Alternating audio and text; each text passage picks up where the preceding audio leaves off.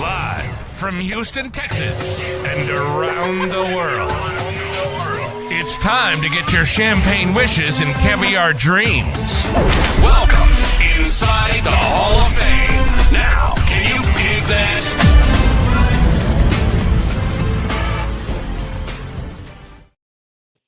Boom! Welcome inside the Hall of Fame. I'm Booker T. Six-time world champ, man. Two-time Hall of Famer. Got my man Brad Gilmore here with me. As always, want to thank the people stepping inside the Hall of Fame, getting you champagne wishes, caviar dreams, man. Oh, yes. How you feel, dog? How you feel? You know, Booker, coming off of a great weekend of reality of wrestling action and a lot of stuff. I do want to say right here on the top, I appreciate everybody from the reality wrestling world and everyone who's reached out in regards to my father who passed away on the 19th. I appreciate all the words and the sentiment, and I appreciate the Row Nation for giving me a warm embrace, because that family really is that's the Row family, and it feels that way.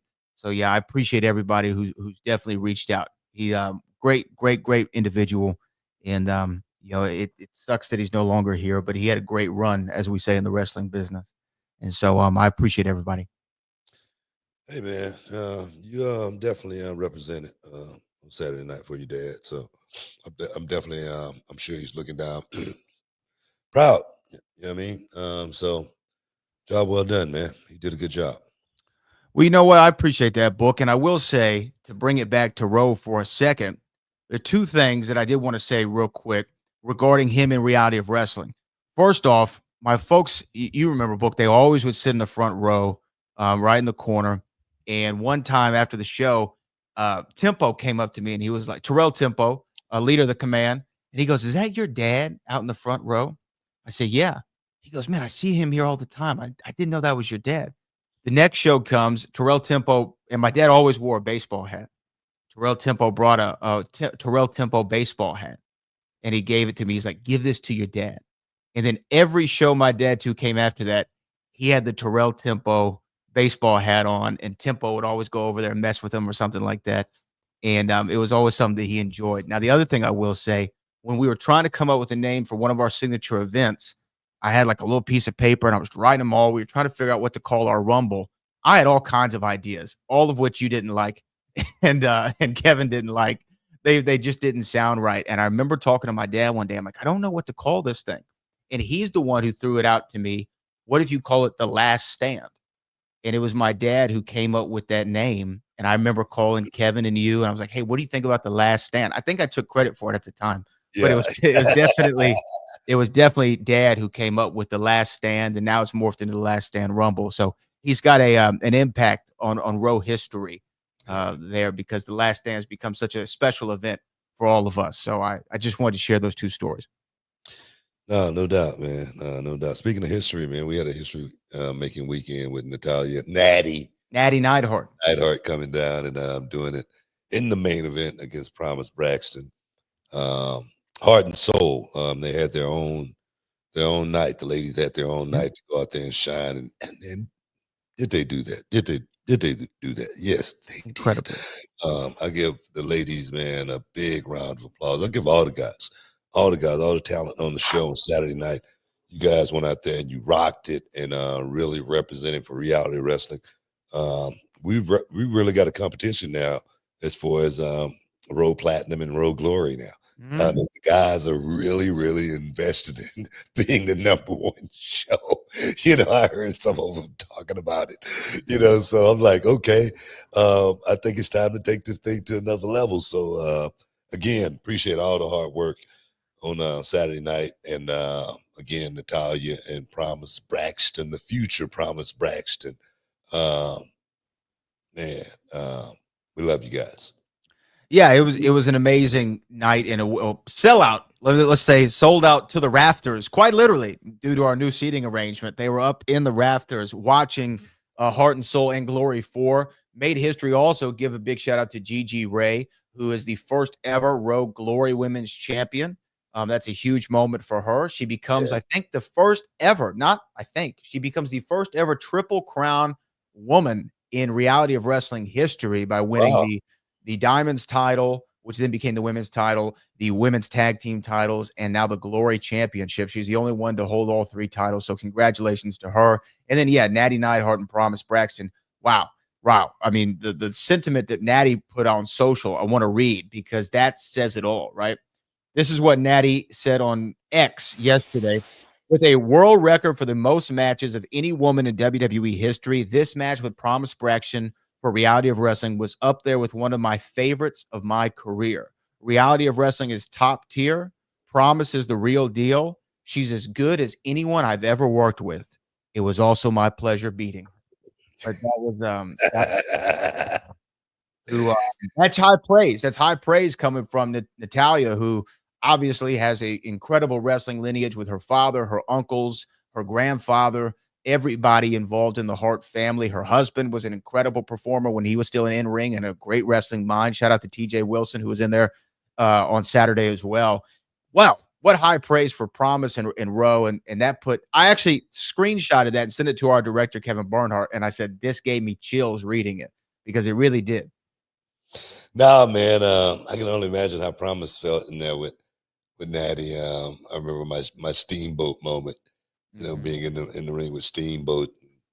Man, I walked away from that match and I was like, man, I think I got it. I think I figured it out, man. I think I know what I'm doing now. You know what I mean? Because it was like a master class. And I'm sure Promise had that same feeling in that match because I could see, the work being put in and seeing Promise actually picking up and sniffing everything that was going on and say, man, I'm going to put this in the playbook going forward, So, man, as well as Promise, she didn't look out of place at all.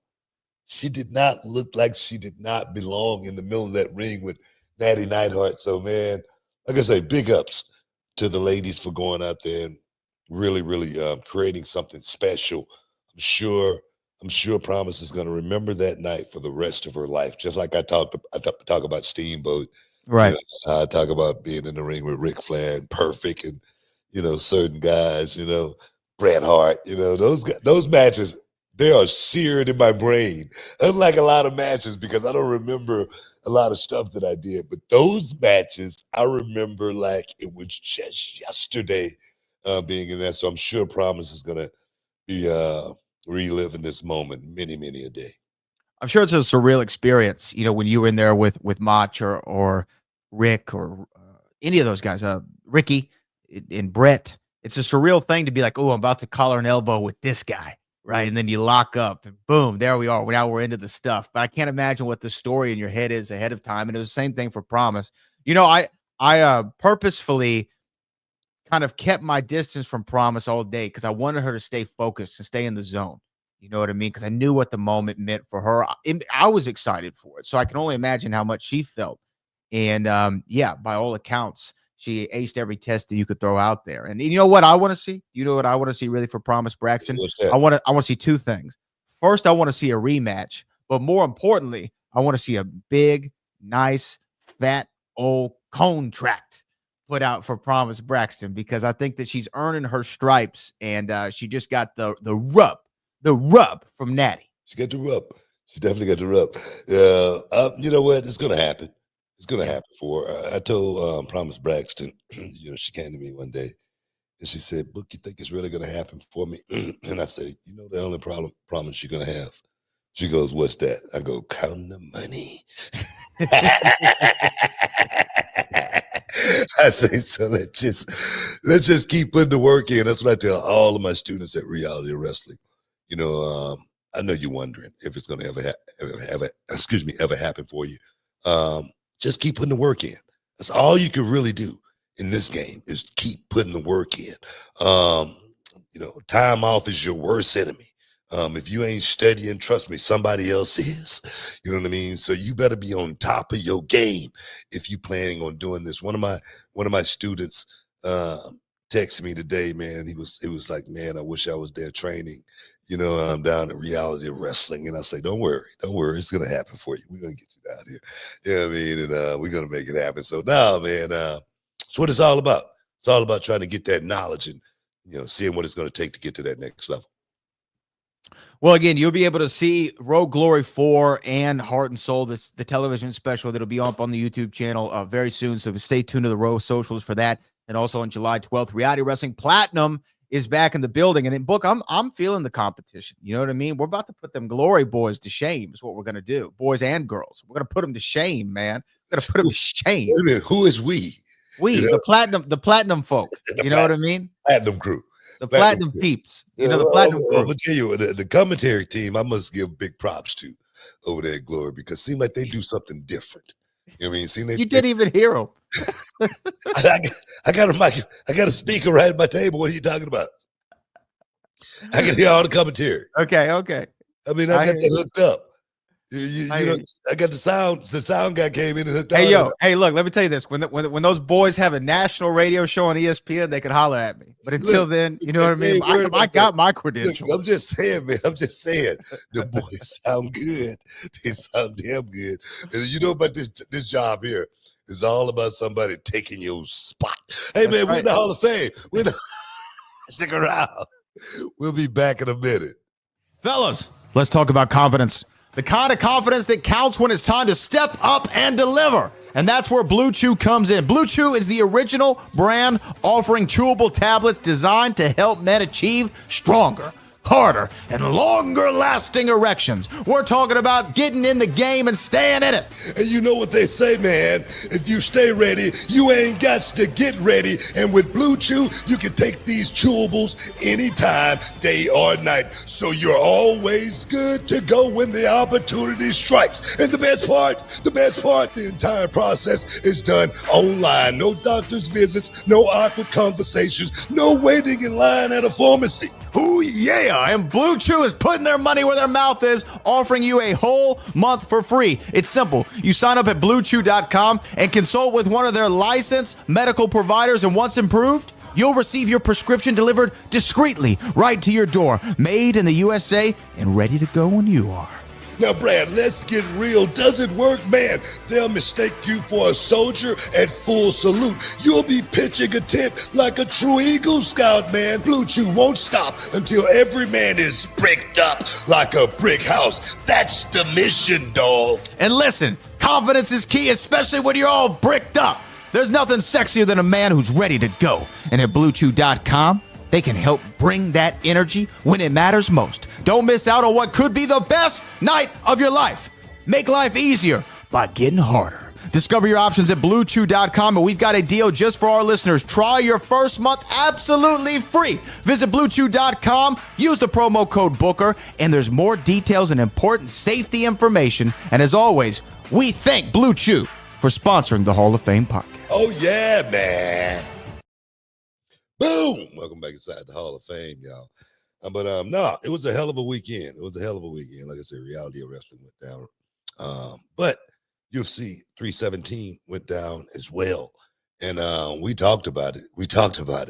And I think just about everything we talked about came to fruition, other than maybe a couple. Decisions. Kind of went the other way. On the lower end. But the Pantoja went out and he represented. Got the job done, as well as Ilia Topuria went out there and got the job done. And the thing is, let's talk about that main event. I mean, Charles Oliveira. Was that his swan song? Was that it for Charles Oliveira?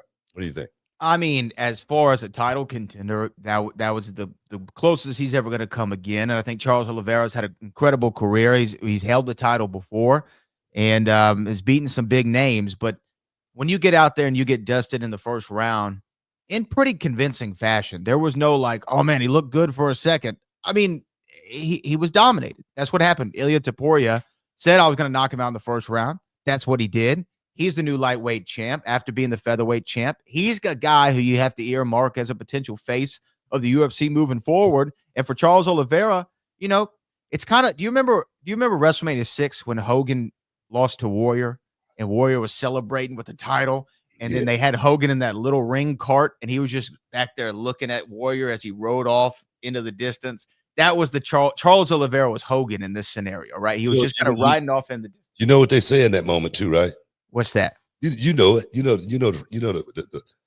Oh! No one mobs a beaten champion. Nobody mobs a beaten champion. And I love that quote, man. That's one of my favorite quotes of all times, man. But yeah, man, Charles Oliveira, 35 years old, Yeah. and the clock, pretty much has run out. Sand in the hourglass is done, pretty much, for this guy. 35 years old. All the wear and tear on the body, all the times, inside that octagon, the getting tapped on that chin. I remember the first time I saw Charles Oliveira get knocked out and stopped in a fight, and it was versus Cub Swanson. I don't know, 2012, something like that. I'm serious. You know what I mean? And he was a kid. He was pretty much a kid inside the octagon. Bang, got tapped on the chin, and it was like a delayed reaction where he wobbled, and then all of a sudden, boom, he just fell out and he stopped. You know what I mean? So this guy literally cut his teeth inside the UFC with some of the most dangerous fighters in the world.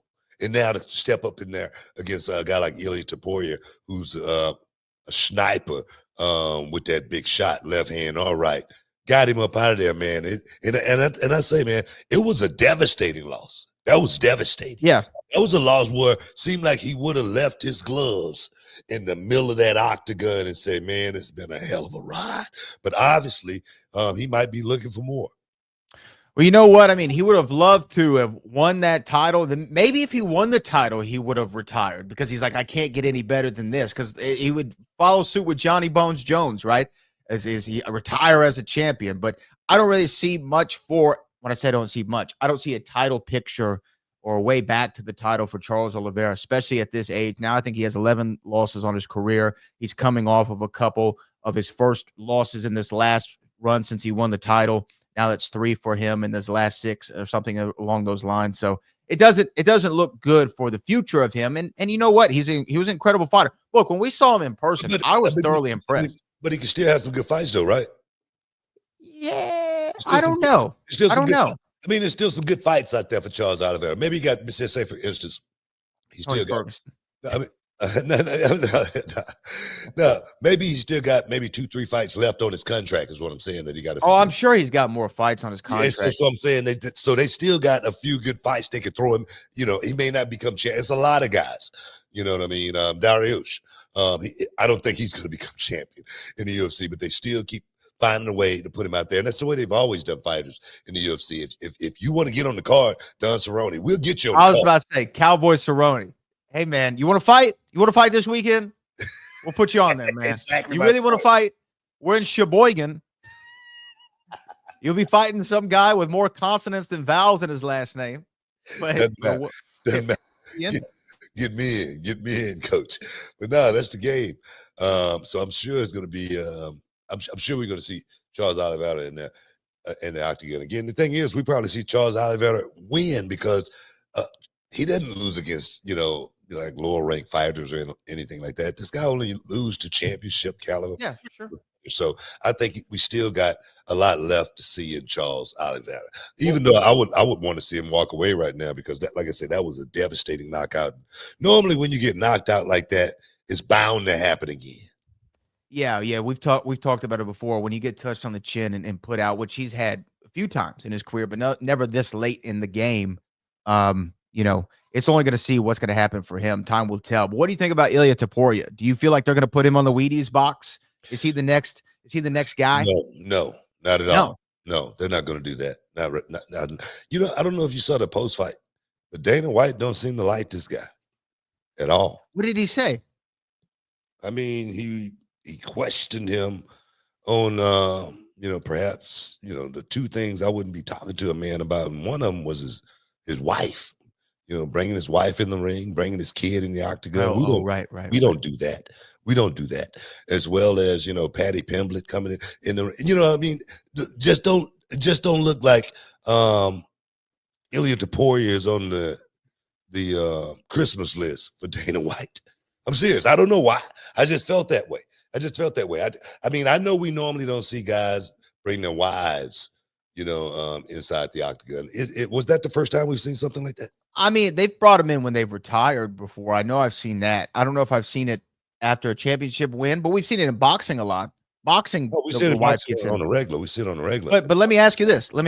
Did you, and with respect to Ilia Topuria, did you see Ilia Topuria as a wife? Yeah. I'd be showing her off too, man. I'm like, bitch, you better get in here. Get in here. Let the world see. I'm saying, Get the world see. I got the title and the title. It's me right here. This is all me. Everything's in here is me. You know what I mean? And when you double champ, you get a little leeway. Yeah. You know what I mean? When you draw numbers like this guy is drawing numbers right now, he should be the face of the company right now. I agree. So when you got a guy like that, like a Jon Jones, guys like that normally get a little bit more leeway than most guys. When you're the champion, double champion, you get a little bit more leeway than most guys. Okay, I don't see everybody all the guys bringing their wives in there, but when you double champ and you just knocked out the guy, you do what the hell you want. That's just my opinion. I agree. That's just my opinion. I agree. mean? So I just don't see Ilia Topuria being, Dana White's favorite fighter. Well, look, I don't know about Dana White, but I like Ilia Topuria, and I'm a big fan of his wife, and I'm a big fan of his fight performance on Saturday at UFC 317. This is how I know his wife's fine, again, with respect. I can't even pronounce her name. Do you know what I mean? I'm looking at it now. Georgina Uzketagi Badel Topuria, I think is how you say it. That's how you already know, man. All you need to know. You already know. That's all you need to know. What do you think about the Pantoja fight? Kai Kara-France. Kai Kara-France, they had a couple good scrapping rounds, and Kai Kara-France had some shining moments in there, brief moments. But did it go exactly the way I said it was going to go, though? I said, this is what I said about Kai Kara-France. I said, he's not going to be able to back up. He's going to have to bite down on his mouthpiece and hope the hell he can get this guy out of there. He did that. Didn't work. It didn't work. But is it just me or is Pantoja, like, from fight to fight, it's like his fight IQ has obviously, it grows when you have more fights and you're competing at the level that he's at, but it doesn't seem like his body's wearing on him as much as we would see somebody at 35 at light heavyweight or heavyweight. I guess because maybe he's a little bit lighter. It's not as taxing on the body or something, because he almost seems like he's getting better physically in the octagon.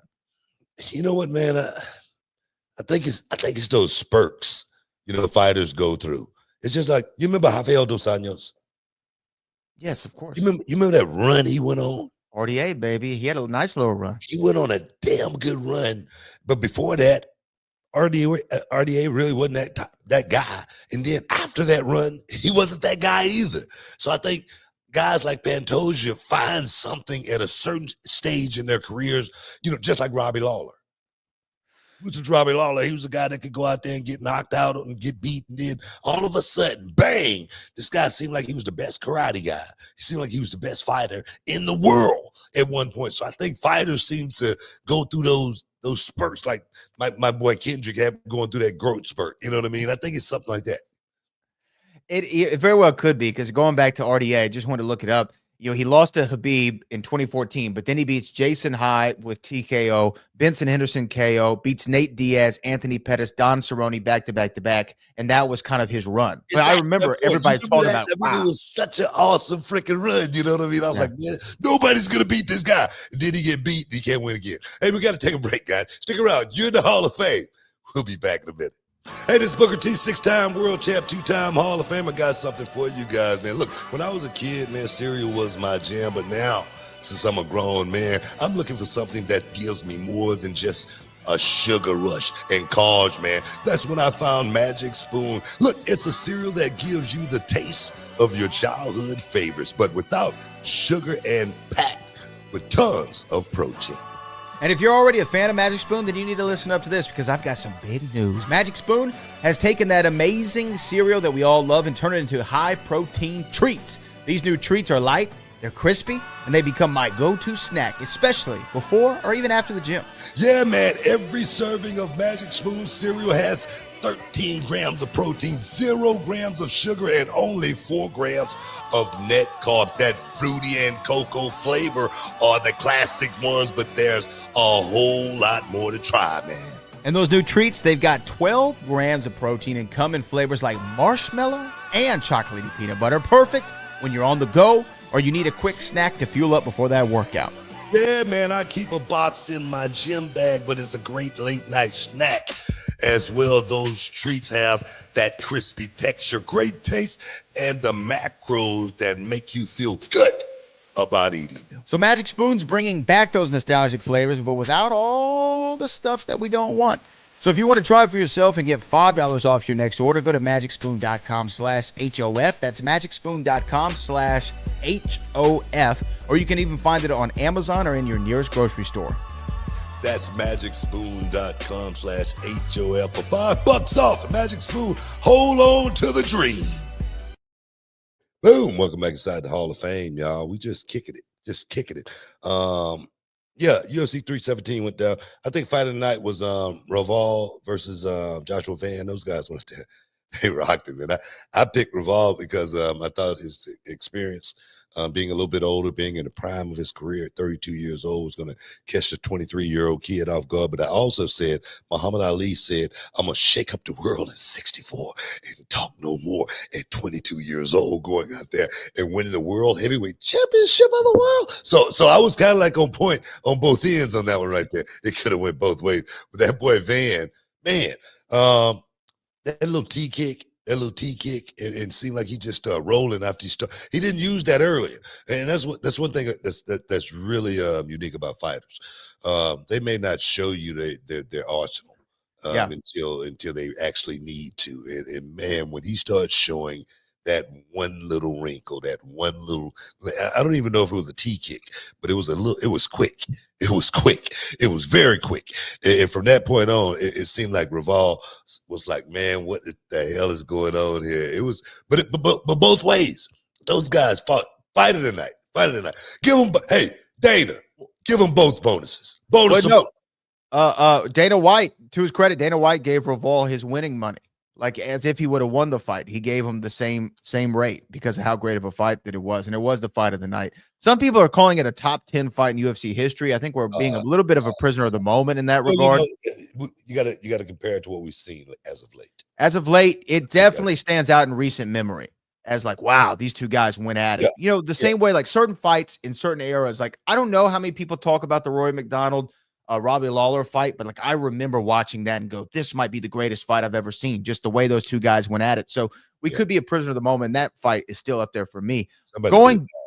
Going back to Van though, you know, I like his little kick. I like his arsenal. Just don't do like Paige Van Zandt did and start naming your finish. Remember when Paige had that kick and she named it? I think she named it. I can't remember what she named it. The shotgun shells or something like that. She named her finish. Don't do that. You know what I mean? Don't name it. That's all I'm asking. Hey, man, people do that sometimes, name stuff. You know, I mean, you was just talking about the what's the guy got the kick? Oh man, I can't think of his name right now. You know, but we just talking about him not too long. UFC fighter. It'll come to me in a second. Yeah, you know what I'm talking about. I do know. Yeah. But my thing is this, man. You know, the fight game is a rough game. Those guys went out there and they're like warriors, man. They're like soldiers. I mean, gladiators. You know, seriously. When I see guys like that go in there and fight, you know, in front of, I don't know, 20,000 people. I think the gate was 20,000, 19,000 and some change. The gate was $11 million gate. You know, $11 million plus gate. To see these guys go out in the middle of that octagon and throw hands, man, it's barbaric as barbaric can be, but I love it, man. I love the sport, and I love what these guys do. They should get paid. They should get paid big money for going out there doing what they're doing. Krylov is who we were talking about, right? The Krylov kick. Nope. No. That's who I thought you were talking about. We'll come to us. Not Nikita. We think it'll come to me. Yeah. But you know, okay. Also, though, on Saturday, UFC 317 went down earlier in the week. We heard about Jon Jones' retirement. We covered this on our ESPN national broadcast on Saturday. So thanks you to everybody who tuned into that live with us. Our countdown to UFC 317. Jon Jones retired. That's a big thing. Any more thoughts on Jon for our listeners here on the Hall of Fame podcast that we didn't talk about on Saturday? You know, we had Anthony Lionheart Smith. And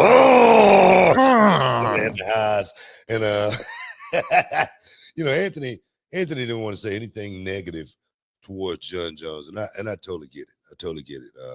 Those guys went in there and they wore it inside that cage, and you can only respect a man who go out there and do it. But myself, as far as just me being a sports guy, I would have loved to have seen Jon Jones and Tom Aspinall go out there and fight. Now I know Jon Jones, he's made a lot of money, and he's probably, saved a lot of it. Hopefully invested a lot of it well. And I always say, man, if you can get out of the game, get out. But I just think the fans, man, would have loved to have seen it. But I get it both ways. I understand Jon Jones's perspective. You know what I mean? I'm just talking as a fan. You know what I mean? I'm not the one that's got to live with the bumps and the bruises and the blows after you leave that arena in front of that 20,000. It probably would have been 30,000. If Jon Jones would have been in the house. And then just say, for instance, it's not the thrill of victory, but the agony of defeat. You know what I mean? And just say, for instance, it's one of those fights that takes so much life, out of one. So I get it, man. I get it. You know what I mean? Yeah, no, I mean, Jon Jones walking away, there's going to be some questions around him always, but I think that he's definitely, when you talk about who the greatest of all time is, his in-ring antics or outside the octagon antics, they're kind of thrown by the wayside just because of his natural ability and what he's been able to accomplish in the sport. 2-division champion, so on and so forth. I would have loved to have seen him and Francis Ngannou. More so than him and Tom Aspinall. I would have liked to see him and Francis Ngannou just one time, man. Or him and Brock. Remember, he called out Brock at one point too. Any of those fights, I would have loved to have seen. I don't know how it happened to come up on my feed this morning, but it was when Jon Jones got pulled over by a police officer, and he was in a Corvette, and he was just driving. The cops say he was trying to race another car, but they never got over the speed limit. But he said he took off fast from the light and revved his engine. So the cop pulled him over. Not only pulled him over, but he writes Jon Jones 5 tickets. Okay, literally 5 tickets. And Jon was trying to be as nice as he possibly could in the beginning, and then he got a little frustrated. You know what I mean? And the cop asked Jon Jones. He goes, "Why is your car so loud?" And he goes, "It's a sports car." And I go, "That's a good answer." You know what I mean? The cops say he went over the line. You know what I mean? But he wrote him 5 tickets. And you could tell it was blatant, just just messing with him, just heckling him. And he was just trying to get Jon Jones to do something and say something. So I don't know if Jon Jones needs to move out of that part of the city. He got to get out of Albuquerque. You know what I mean? This man gets more problems in Albuquerque. I swear to God, it was blatant harassment. And I'm not a defender of Jon Jones or anything like that. But if you go and watch this video, him getting pulled over in his Corvette, you're going to say the same thing I'm saying right now. So, Jon Jones, get up out of Albuquerque, bro. I know you got roots and all that, but you got too much money to be messing around. Get out of Albuquerque. Come to the state of Texas. Don't come to Houston. But you can go anywhere else. Go to Austin. That's where all them going. That's where the nice houses at. Yeah. You want to go to Austin, man. That's where you too, man. You wouldn't even think you're in Texas. You wouldn't even know it. You know what? Do you remember also I think it was during the pandemic when there were some it was during the George Floyd protest. Oh, I remember that. Yeah. And he was like taking spray cans out of kids' hands and stuff.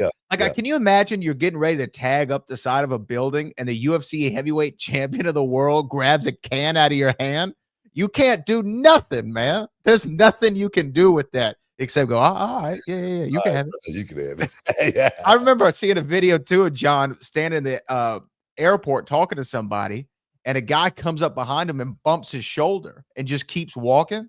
And Jon just goes, like, he just goes, no, really? I'm serious, man. I'm serious. It seemed like that dude, just brings a lot of negative attention, from people. And I'm not saying that a lot of the attention is not warranted because he's done some really, really stupid stuff. Yeah. Like the hit and run and all that stuff. Mm-hmm. But it seemed like I say, he's living in the wrong city. That's just me. I could be wrong. I could be 100% wrong. But just when I saw that video, I was like, wow, man. I could imagine getting pulled over in the city of Houston because I've gotten pulled over many a days. And I swear to God, I was in my Porsche one day, and when I first bought it, boom, and I was close to the house, and bing, I hit it, and right there by Kroger, you know what I'm talking about. Mhm.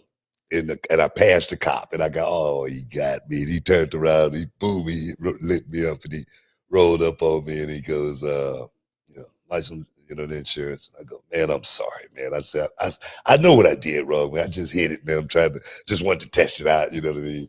And he goes, all right, man, Look, don't do that again, man. Just keep it tight, bro. You know what I mean? All right, man. I appreciate it. Yeah, so he was a cool cop. He knew who I was. I'm sure that cop knew who Jon Jones was. Did he have to give him a break? No, he didn't. You have to give him a break. But, a ambassador like Jon Jones has been for the city of Albuquerque, Yeah. you give him a break. I Yeah. think that's just the way that's the way I see it. I could be wrong. Stick around, man. You're in the Hall of Fame. We'll be back in a minute. Hey, y'all, Booker T here alongside with my main man, Brad Gilmore. And today we're talking about something that could really change the game when it comes to how you get paid. That's right, Booker, because let's face it, life doesn't just happen every 2 weeks. So why wait for a payday? With Earnin, the money you've earned already can be in your hands today. Earnin is this incredible app that lets you access your pay as you earn it. We're talking about up to $100 per day and up to $750 each pay period.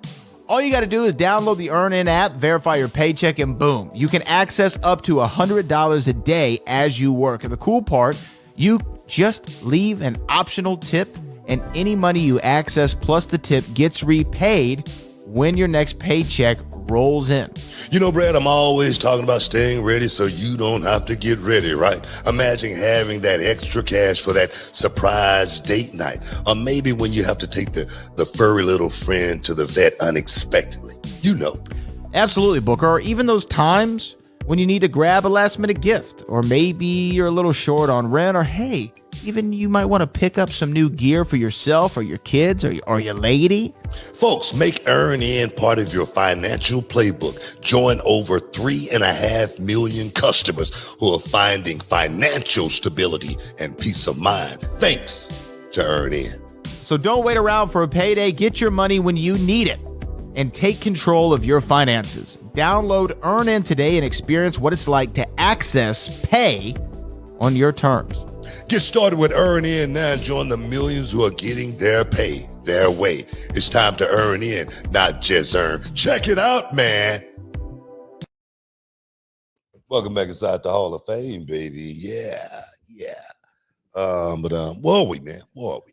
Well, you know what? We're going to be wrapping up here shortly, so we're going to get to some super chats in this segment. A little bit ahead of schedule, but before we do, let's talk about Night of Champions in Saudi Arabia over the weekend. Just a couple of highlights, and I know there's going to be some chats about it. I'm sure that we'll get to as well. But since you are, without a shadow of a doubt, the greatest king of the ring of all time, I ask you, what do you think about Cody Rhodes now adding his name to the pantheon of kings of the ring in WWE history? And I think last year, it wasn't Xavier. It was Gunther last year. Xavier the year before. So he's following Gunther as king of the ring. And, he's reigning over the throne. That also means he'll get a world title shot at SummerSlam.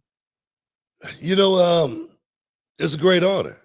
It's a great honor for Cody to be among the greats, the great kings who've sat on the throne. Yes, it really is. I want to see where Cody takes it. That's what I want to see more than anything. We've seen guys like Xavier, become king. His king run was, quite entertaining. Let's just say that. And we've seen Gunther, right? Gunther, yeah. Gunther. Zelina Vega was the first queen. Wade Barrett, King Barrett. He was King Barrett. King Regal. Years ago. King Regal. King Sheamus. King Sheamus. But they only make one action figure. They only make one action figure, one king. Find that surprising? It's interesting, isn't it? You find that surprising? Huh, I wonder why that is. Oh, is it Steve Austin they make the king of the No. Oh, they don't make that one? No. Oh, okay. Is it Triple H's? Does he No, have a no? no, Oh, no. okay. It's Billy Gunn. No. Not Ken Shamrock? No. Who do they make? Who do they make? What's the one? They've only made one king figure Mhm. past what 17 years, maybe. Okay. King Booker. King Booker. King Booker. The Yeah. most noble, the most revered king of them all. And then you know what? People can say what they want to say. I want to see how Cody approached this role because it's a very, very delicate role. It's a balancing act to be able to go out there and be king and rule with an iron fist and still give the people something more than just that. It's a very, very hard balancing act. So I want to see how well Cody go out there and play this role. Is he going to wear the crown? Is he going to wear the crown proudly like I did? You know, that's what I want to see. I want to see how this thing play out. I want to see what Cody does with it as well as, leading up to SummerSlam. We know Saturday night's main event, I believe, is on July the 11th. And that's where Gunther, the new heavyweight champion, defeated Jey Uso during our hiatus. He defeated Jey Uso to win the world title. He's going to be defending it against your old cohort, Bill Goldberg, in Goldberg's final match, presumably at Saturday night's main event in Atlanta, GA. See what happens there. Go ahead. No. I didn't mean to cut you off, but I do have something I do want to talk about. Go for it. You know what? I want to reach out to all the guys of that era of Goldberg. You know what I mean? I want to, and the guys of that era, that are complaining about Goldberg. You know what I mean? Why does Goldberg get the shot? You know what I mean? Why is he in this match and this guy is not, in the match? You know what I mean? This, one of the younger guys should, I want to reach out to those guys because damn it, the reason why he's doing it because it's the same thing your ass would have did if WWE called you to be in a final match with Gunther in a primetime spot. That's why. You know what I mean? So all the guys in the hometown for the world title. Anybody out there complaining can just shut the hell up. Seriously. Because I know if they would have called me, I would have did it. And I know just about anybody that's in that position that's able to actually walk to that ring, they would have did it too. So I just want to, and to the young guys, who may have a problem with it, you better hope and wish and pray that you're of the caliber of a Goldberg one day to where the company feel that you have that much to bring to the table, still at that age, to bring you back to give to the fans one more time. You better hope and pray that you're in that position just one day. And trust me, guys, time flies. Time flies. It goes quickly. I'm serious. So Goldberg, go out there and represent like the OG can do just one more time. Do it for me. I love it, man. Atlanta, Georgia, Bill Goldberg, last match, Gunther, world title. Can't get any better than that Saturday night's main event. But let me ask you this. We also have a new queen of the ring. Jade Cargill is the queen of the ring, which, by the way, she had some of the coolest entrance gear of all time on Saturday. She came out looking like Storm from the X-Men, and it was incredible, incredible. She becomes the queen of the ring, kind of setting her up for maybe a title run here shortly at SummerSlam, potentially. We'll see what happens, but what do you think about Jade? It's awesome. She's definitely put herself in position, with this new rule that they put in for the king and queen, you know what I mean? To whoever wins, get a title shot. See, I didn't have that luxury. I didn't have that. You know what I mean? I had to go out and win the World Heavyweight Championship, by force. I had to take it. You know what I mean? Unlike, just being given an opportunity. So I just wanted to put that out there. But no, Jade Cargill is definitely in prime position to go out here and do something really, really special. I always said Jade Cargill was going to be a huge star in WWE. You know what I mean? I said that, a long time ago. I said she has WWE written all over her. She's going to be a Hall of Famer one day. You know what I mean? They're gonna write stories about Jade Cargill one day. I mean, seriously. I mean, she's got. You talk about the superhero feel. Yeah, it's true. It's true. They only come along like her once in a lifetime. Look, you can teach a wrist lock and you can teach a suplex. You can't teach presence. And that's what Jade Cargill has. She has incredible presence when she walks through the curtain. You have to see what she's doing. Once in a lifetime. Well, I agree with that. I agree with that. And you know what? Also, congratulations to her. I know she could be doing a movie with Jonathan Majors soon, making her acting debut. So she's got all kinds of stuff coming to Jade Cargill right now. But why don't we get into a few super chats before we wrap up the show today? Our first one is from Hefe Pilot. What's up, King Book in the boat? I wanted to send my condolences, BG. I appreciate that. Keep inspiring. And also, OG, I just applied for a hotel job in Houston. Hopefully, I can get it so I can start training early at the row. I'm gonna tell you right now, you better get down there. You better get down there quick, man. We got so many guys coming into reality of wrestling, and we got Platinum and Glory picking up a lot of steam right now too. So you better get in where you fit in. Get in where you fit in, man. We're gonna see you down there. Cali Toenail says Raquel Rodriguez is one of the ones. They both did a great job, but Raquel was a standout superstar of the whole PLE. After Evolution, she should have a solo run. Her and Rhea Ripley had a nice street fight in Saudi Arabia at Night of Champions.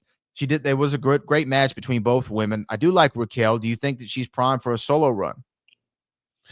I think her time's going to come.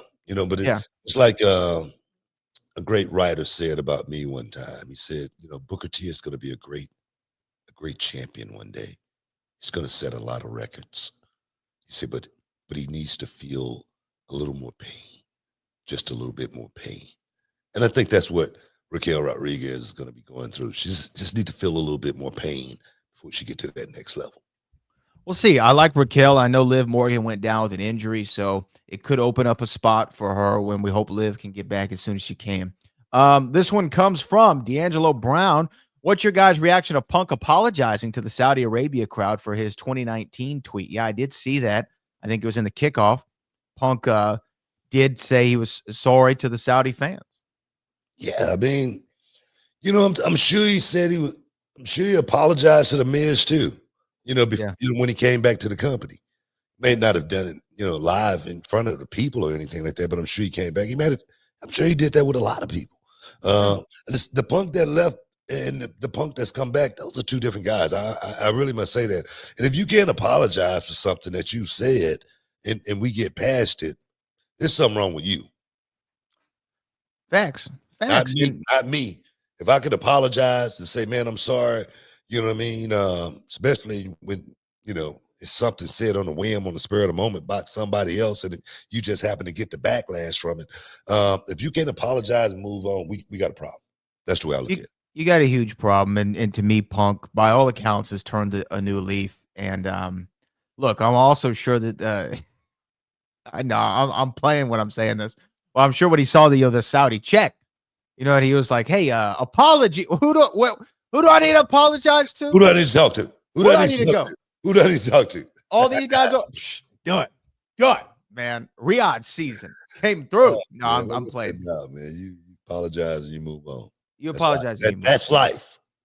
Yeah, 100%. Two more super chats before we get out of here today. This one comes from Cali Toenail. I don't want to hear fight or Jake Paul in the same sentence. No mo. From now on, you say y'all watching the Jake Paul quarrel tonight. A quarrel. He did fight Julio Cesar Chavez Jr. on Saturday and won via unanimous decision. Yeah, and nobody was talking about it, to be honest with you. Nobody was talking about it. I saw some of it on YouTube. You know what I mean? It seemed very, very lackluster. Julio Cesar Chavez Jr., man, I don't like talking about guys or anything like that, but he's never been a great fighter. You know what I mean? His dad was great. Julio Cesar Chavez was an unbelievable fighter, but Junior, he's been living off his father's name since he got in the boxing business. Yeah. Yeah. I mean, duh. I mean, look, no disrespect to him either, but if your dad was Julio Cesar Chavez, you're going to try to come up and get a little check. He tried. He tried hard. Yeah. He did. Yeah. He did, and it just wasn't enough, man. It just wasn't enough for him. And Jake Paul, I don't know. I don't want to say it too soon. I'm not going to crap on Jake, man, because it ain't Jake's fault. Right. You know, people buy it, people watch it. He's got his followers. You know what I mean? People been watching this guy for a long time, even before the boxing thing started. And he's created something that a lot of people wish that they could tap into. So I give Jake Paul props, man.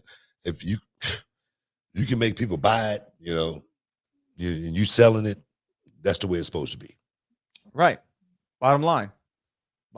So our last one here is from D'Angelo Brown, new bloodline member Hikuleo. Yeah, Hikuleo was a part of Solo Sikoa's crew on Saturday.